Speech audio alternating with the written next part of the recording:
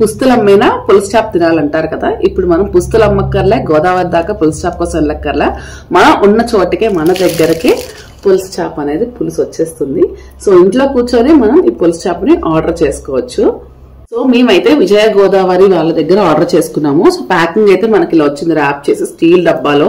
Packing అయితే బాగానే ఉంది, కొంచెం ఆయిల్ ఎక్సెస్ ఉంటుంది కాబట్టి బయటకు వచ్చింది తప్ప మిగతా అంతా బాగానే ఉంది. సో ఇప్పుడు ఓపెన్ చేసి చూసేద్దాం. సో సీల్ ఓపెన్ చేసేసరికి స్మెల్ చాలా బాగా వస్తుంది. సో చూసారా మనకి ఇలా ప్యాక్ చేస్తున్నారు.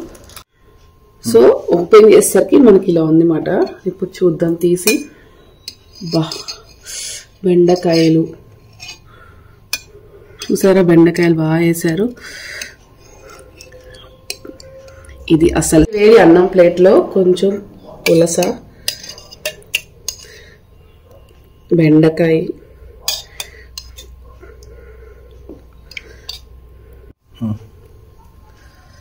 చూసారు కదా ఎంత కలర్ఫుల్ గా ఉందో.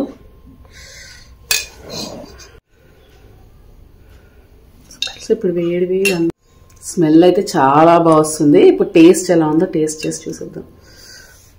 వేడిగా ఉంది అన్నం చాలా. అబ్బా చాలా బాగా. సో ఇప్పుడు బెండకాయతో టేస్ట్ చేద్దాం. చాలా బాగా కుక్ అయింది, టేస్ట్ చాలా బాగుంది, స్పైసీగా.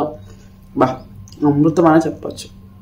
ఒకసారైనా తినాలి లైఫ్లో. ఎప్పుడు ఫిష్ తిని చూద్దాం.